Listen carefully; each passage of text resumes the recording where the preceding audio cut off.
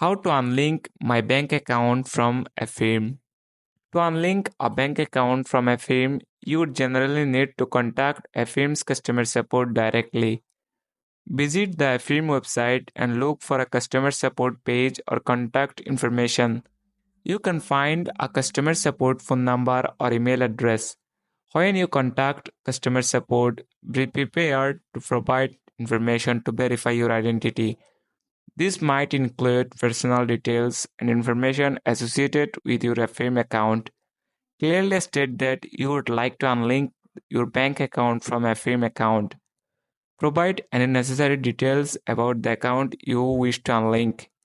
Once the process is completed, ask for confirmation that your account has been successfully unlinked from your Affirm account.